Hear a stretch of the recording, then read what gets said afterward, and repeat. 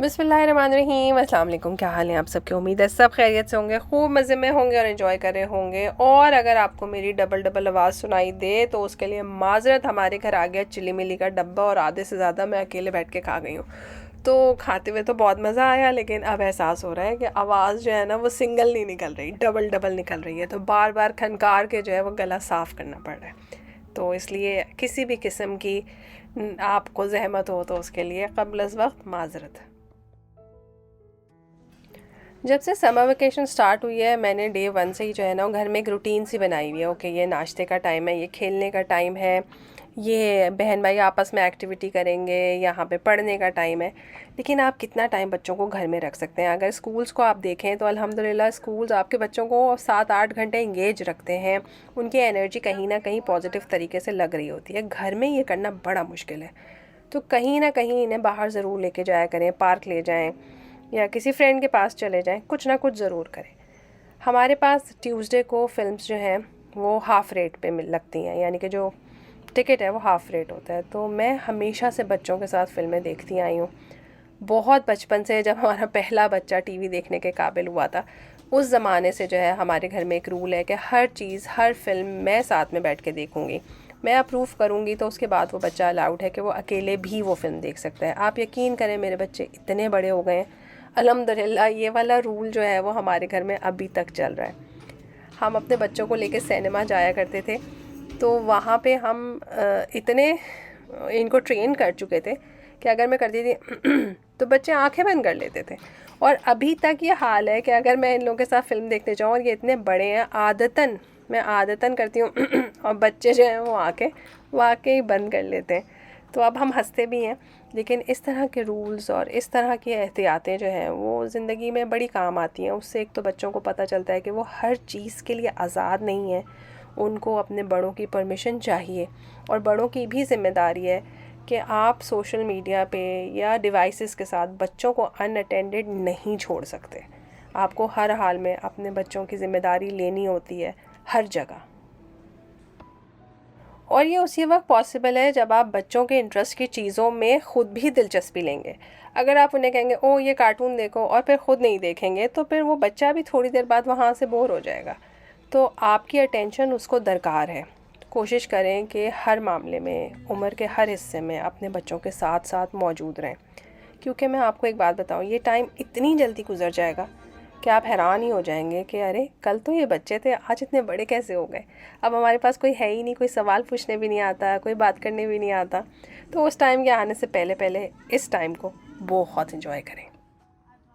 क्योंकि फ़ी ज़माना इतना एक्सपोजर है कि आप बच्चों को हर चीज़ से रिस्ट्रिक्ट करके या रोक के नहीं रख सकते।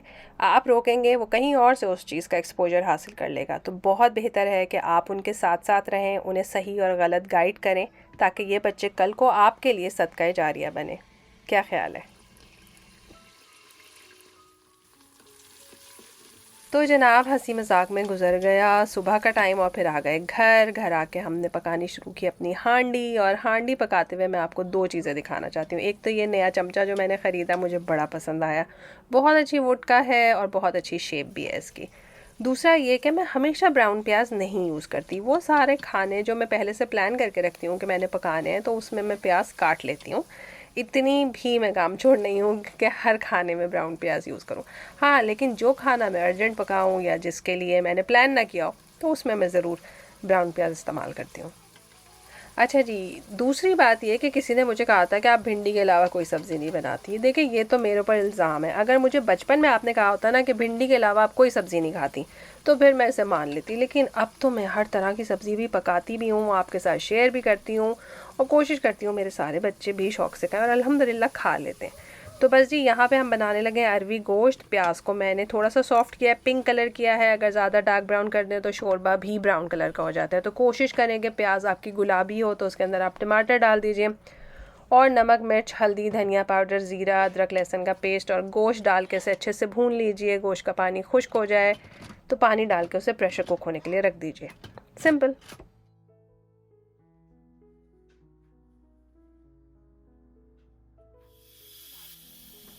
अच्छा, मैं इंस्टेंट पॉट में पका रही हूँ। किसी ने मुझसे पूछा था आपके इंस्टेंट पॉट का ब्रांड क्या है। 2 मिनट लगी मुझे समझ में आने में, लेकिन फिर मुझे समझ आ गई बात। एक्चुअली इलेक्ट्रिक प्रेशर कुकर बहुत तरह के अवेलेबल है मार्केट में। मेरे वाले का ब्रांड जो है वो इंस्टेंट पॉट है। तो आई डोंट नो अब आपके पास कौन सा ब्रांड है जिन्होंने क्वेश्चन पूछा था, लेकिन मेरा ख्याल है मोर और लेस सब सेम ही काम करते होंगे। तो गोश्त जब गल जाए तो उसको आपने अच्छी तरह से भून लेना है। देख लीजिए कि उसका पानी खुश्क हो जाए, उसमें ऑयल साइड्स में नज़र आना शुरू हो जाए, तो उसमें आप डाल दीजिए सब्ज़ी। हम पका रहे हैं अरवी। अरवी जैसी पाकिस्तान में मिलती थी छोटी और लेस वाली, वैसी नहीं मिलती यहाँ पे। बड़ी बड़ी अरवी मिलती है और बहुत ज़्यादा लेस भी नहीं होता।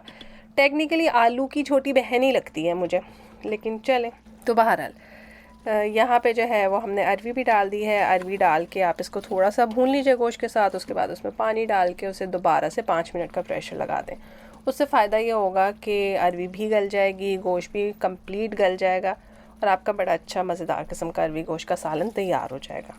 बहुत सारे घरों में, जैसे कि हमारे घर में, हमारी अम्मा के घर में अरवी गोश्त ऐसे ही पकाया जाता था। लेकिन मेरे ससुराल में जो है वो अरवी गोश्त खट्टा बनाते थे। यानी कि जब आपने शोरबा तैयार कर लिया तो आप उसमें इमली का पानी भी डाल दें। हमारी अम्मी के पास लेमन और प्याज रखा जाता था। यानी खाते हम भी खट्टी ही थे अरवी के सालन को, लेकिन सालन में नहीं डालते थे। तो अब आप लोग बताइए कि आप लोग अरवी गोश्त का शोरबा कैसे खाते हैं?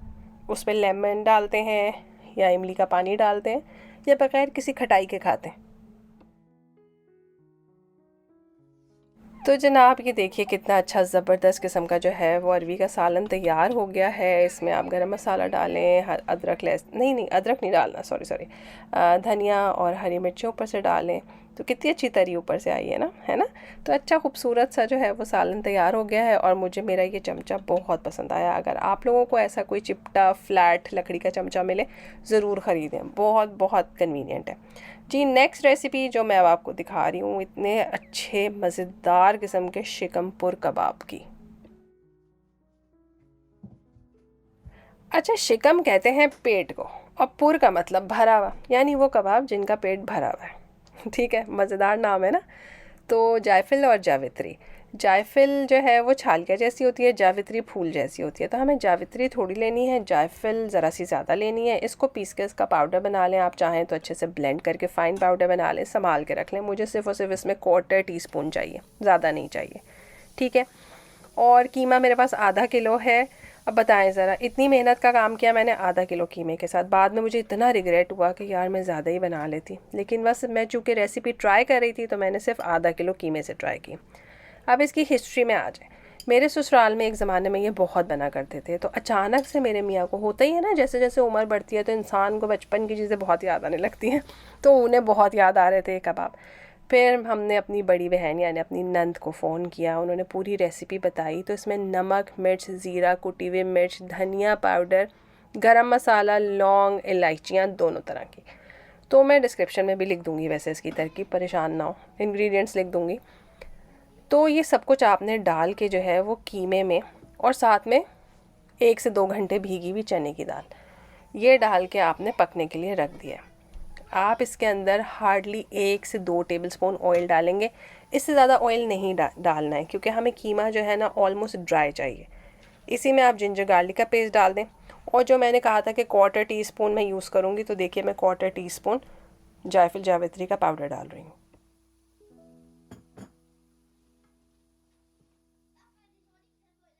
अभी भी मेरे ख्याल में पाकिस्तान में बहुत सारे घरों में कीमे से ही शामी कबाब बनाए जाते होंगे। मैंने बहुत ज़माने से स्टार्ट जब से किए हैं शामी कबाब बनाने, मैं बोटियों से ही बनाती हूँ।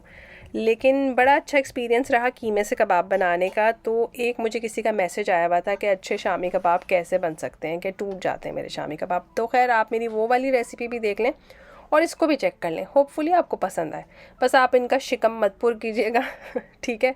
तो अब जो शिकमपुर कबाब हैं उनके मेन इंग्रेडिएंट्स में बादाम होते हैं या काजू होते हैं। अब मेरे पास 3 बादाम थे, मूंगफलियां बहुत थी। जो असली ऑथेंटिक हैदराबादी है ना, वो कहेंगे भाई मूंगफली नहीं डालनी चाहिए इसमें, लेकिन हमने डाल दी। हम क्या करें, हम करते हैं ऐसी हरकतें। फिर जो नारियल की गिरी होती है, नारियल को आप काट लीजिए और उसको भी बिल्कुल ड्राई रोस्ट कर लीजिए। मेरे पास नारियल इस तरह से था, बुरादे की फॉर्म में, श्रेडेड बेसिकली। तो मैंने उसको लाइट ब्राउन कर लिया और मैं बार बार इसे चूल्हे से उठा रही थी ताकि ये जल ना जाए। और फिर मैंने चूल्हा बंद कर दिया और इसमें डाल दी है खसखस, पोपी सीड्स जिसे कहते हैं। अब जो लोग दुबई सऊदीया में हैं शायद उन्हें पोपी सीड्स नहीं मिलते, तो कोई बात नहीं, मेरा नहीं ख्याल कि कोई ज़्यादा फ़र्क पड़ेगा। बादाम थोड़े ज़्यादा कर दीजिए, काजू डाल दीजिए, तो ड्राई रोस्ट होने के बाद इनका कलर देखें इतना अच्छा हो जाएगा। पोपी सीड मैंने इसीलिए एंड में डाले चूल्हा बंद करके, क्योंकि पैन काफ़ी गर्म है, वो उसी में अच्छी तरह से पक जाएंगे। अब यहाँ पे मेरे पास वो काले चने होते हैं ना भुने हुए, जो हम बड़े शौक से खाते हैं, उनका बेसन था। आई डोंट नो क्यों था, मगर था, शायद गलती से आ गया था घर में काले चनों का बेसन। मैं बड़ी खुश हुई क्योंकि आपा की रेसिपी में भुने हुए काले चने थे और फिर उनको पाउडर बनाना था, तो मैं बच गई। मेरे जो है वो काम आसान हो गया, मेरे पास ऑलरेडी बेसन था उसका, यानी कि उसका पाउडर था। तो आप समझ लीजिए कि आप 3-4 टेबल स्पून काले चने लेके उन्हें ड्राई रोस्ट कर लीजिए। वो तो ऑलरेडी रोस्टेड होते हैं, मगर थोड़ा और रोस्ट कर लीजिए और फिर उनका पाउडर बना लीजिए। आपा की रेसिपी के हिसाब से इनको अलग अलग रोस्ट करके और फिर पीसना था, मगर देखें वो भाभी क्या जो नंद की सारी बातें मान ले, तो बस मैंने भी थोड़ा टाइम बचाया और साथ में इनको रला मिला के एक साथ ही पीस लिया। अब यहाँ पे 3 डिफरेंट तरह की दालें हैं, वो मैंने भिगो के रखी थी और मैंने दालों को जो है वो प्रेशर कुकर में डाल दिया है। और यहाँ मैं ब्राउन प्याज यूज़ कर रही हूँ क्योंकि मुझे ख्याल आया कि शामी कबाब के साथ दाल चावल अच्छे लगेंगे, तो इस वजह से मैंने दाल पकाने के लिए रख दी। इसमें मैंने टमाटर भी डाल दिए हैं, साथ में इसमें मैं रेगुलर जो मसाले होते हैं वो शामिल करूँगी। दाल इसमें जो है वो मूंग की दाल है, मसूर की दाल है और चने की दाल है। और देखें मैंने ये वाले चमचे भी नए मंगवाए हैं। वैसे ये देखने में ज़्यादा प्यारे हैं लकड़ी के चमचे, मगर इस्तेमाल करने में कन्वीनियंट नहीं है, मुझे पसंद नहीं आ रहे थे ये, लेकिन मैंने सोचा मैं आप लोगों को दिखा दूँ कि आजकल बहुत फ़ैशन में है ये चमचे, तो आप चाहें तो आप इन्हें ख़रीद सकते हैं। तो इस वाली दाल में भी, क्योंकि ये थोड़ी पंजाबी स्टाइल दाल है, इसके अंदर ही तेल, प्याज और टमाटर और अदरक लहसुन का पेस्ट डला हुआ है, तो इसमें धनिया, नमक, मिर्च और हल्दी ये डाल के आपने इसे प्रेशर कुक होने रख देना है। तो बस 2 से 3 सीटियों में जो है वो आपकी दाल गल जाएगी। तो जनाब यहाँ पे जो है वो कीमे का पानी खुश्क होने लगा है, तो इसमें मैंने डाल दिया है 1 मुट्ठी भर के पुदीना और 3-4 हरी मिर्चें। और आपने सुन ही लिया है कि दाल भी पक गई है, तो प्रेशर कुकर खोला तो देख लीजिए दाल अच्छी तरह से पक गई थी। इसको थोड़ा घोट लिया, इसमें मैंने इमली का पानी डाला। ठीक है, मैंने अपनी अरवी के सालन में इमली का पानी नहीं डाला, मगर दाल मैंने खट्टी कर दी अपनी, ताकि हमारे पास एक चीज़ खट्टी हो जाए। उसके बाद आप इसे जिस मर्ज़ी चीज़ से बघाड़ लें, प्याज से बघाड़ लें, मैंने इसको लहसुन और ज़ीरे से बघाड़ा है। साथ ही राइस कुकर से उबल उबल के चावल पुकार रहे हैं कि अब हम भी बस पकने ही वाले। यहाँ पर कीमे का पानी ड्राई हो गया है, इसको आपने बहुत अच्छे से ड्राई करना है। ठीक है, उसके बाद जो है वो आप इसको पीस लीजिए। मेरी नन जब ये किस्सा सुना रही थी कि ये कैसे बनते हैं, तो उन्होंने कहा हम सिलबट्टे पे पीसा करते थे, तो मेरे अंदर भी ज़रा थोड़ा शौक़ पैदा हुआ कि मैं भी इसे किसी तरह से कूट काट के जो है वो कबाब बना सकूं। लेकिन ऑनेस्टली इस तरह से बहुत अच्छे ये पिस नहीं रहते। काफ़ी मैंने एफ़र्ट की मगर हुआ नहीं, तो बाद में मैंने इसको चॉपर में ही चला लिया था। तो अगर आपके पास सिलबट्टा है तो यूज़ कर लीजिए, वरना चॉपर में चला लें, कोई फ़र्क नहीं पड़ता। और दूसरी बात ये कि वो जो सारे मसाले हमने खोपरा, चने का पाउडर और सारा कुछ जो हमने ड्राई रोस्ट किया था, जब वो ठंडा हो जाए तो आपने उसको पीस लेना है। तो इससे ये होगा कि मूंगफली, बादाम, खोपरा, खसखस सब चीज़ें इस तरह के पाउडर के फॉर्म में आ जाएंगी, तो आप इसके अंदर शामिल कर दीजिए। अगर आपको लगता है कि ये बहुत अच्छा बाइंड नहीं हो रहा, तो आप इसमें अंडा भी शामिल कर सकते हैं। बहुत सारे लोग अंडा नहीं शामिल करते, क्योंकि ये रेसिपी जो है ना ऑथेंटिक हैदराबादी रेसिपी नहीं है। बहुत सारे हैदराबादी जो तरकीबें हैं उसमें ये कीमे से नहीं, गोश्त की बोटियों से बनता है।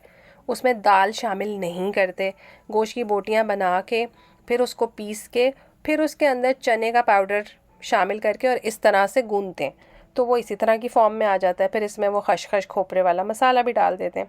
अब मैंने ज़रा थोड़ी ज़िंदगी आसान की और अपने हिसाब से इसको बना लिया। आपकी चॉइस है, आप चाहें तो ऑथेंटिक तरीके से बनाएं, वरना मेरा तरीका भी इतना ख़राब नहीं है। दही को मैंने इस तरह रखा है कि दही का पूरा पानी निकल जाए। यहाँ पे प्याज, हरी मिर्चें, धनिया, पुदीना, उसको मैंने बारीक बारीक चॉप कर लिया। हाथ में लगा लें तेल लगा के इसका बना लें गोला, और गोले के अंदर कर लें एक सुराख, और उस सुराख के अंदर आपने फिलिंग करनी है। अब फिलिंग क्या है कि जो वो थिक दही है उसमें आपने प्याज वाला सारा मसाला मिला दिया और उसके सेंटर में भर दिया। अब ये थोड़ा ट्रिकी काम है, दही गाढ़ा होगा तो बहुत अच्छे तरीके से ये काम हो जाएगा। अगर दही पतला होगा तो फिर वो कबाबों की साइडों से उछल उछल के बाहर निकल आएगा, कहीं ना कहीं से सुराख कर देगा, छोटी सी खिड़की बन जाएगी कबाब में, वहाँ से दही हेलो हेलो करने लग जाएगा। तो थोड़ा ख्याल से।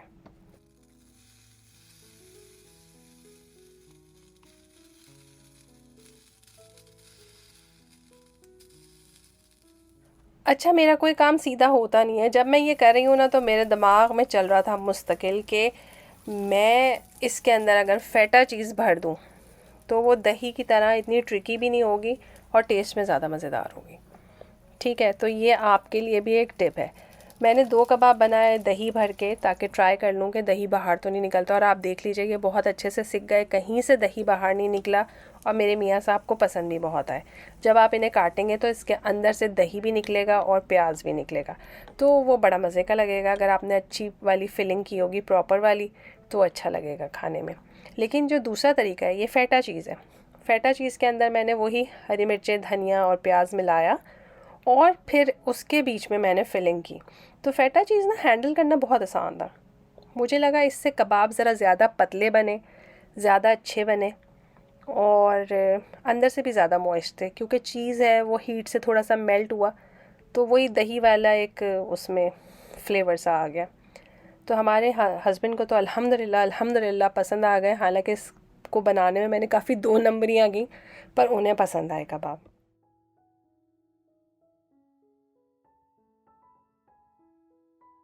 और अगर आप वीडियो देखते हुए यहाँ तक पहुँच गए हैं तो इसका मतलब है आपको वीडियो अच्छी तो लग रही है। अगर आपने सब्सक्राइब नहीं किया है तो मैं क्या कर सकती हूँ, मगर आपने वीडियो को लाइक ज़रूर करना है, ठीक है। उससे एटलीस्ट मुझे पता तो चलता है कि आपको क्या चीज़ अच्छी लग रही है, कौन सा कंटेंट अच्छा है, कौन सा नहीं है। मुझे ख़ुद भी सीखने का मौका मिलता है। और आप सब ने मेरी दावत को पसंद किया, मुझे बहुत खुशी हुई। हालांकि बहुत अर्जेंट और बहुत लिमिटेड चीज़ों के साथ वो दावत हुई थी, लेकिन अल्हम्दुलिल्लाह अल्हम्दुलिल्लाह आप लोगों ने बहुत पसंद किया। आप लोगों की अप्रिसिएशन से ऑब्वियसली मुझे मोटिवेशन मिलती है। तो ढेरों दुआएं आप सबके लिए कि आप लोग मेरा साथ देते हैं। और मैंने अपने लिए जो है ना वो बिल्कुल प्लेन कबाब बनाया था, उसके साथ मैंने पराठा बनाया था और वो मैंने नाश्ते में खाया। जिन लोगों ने वो दावत वाला व्लॉग देखा था उन्हें याद आ जाएगा कि उस दिन की सुबह का जो है वो नाश्ता मेरा ये था। तो इससे आपको पता चल जाएगा कि मैं कितनी बिज़ी थी पहले दिन भी, और मैं जब कह रही थी कि मेरे पास ऑलरेडी खाना मौजूद था तो मुझे कुछ पकाने की ज़रूरत नहीं थी। तो मेरा ख्याल है अब सब चीज़ें आपस में रिलेट हो जाएंगी ना, आप लोगों को समझ आ जाएगा, कंटिन्यूटी आपको ज़रूर अंडरस्टैंड करेंगे आप।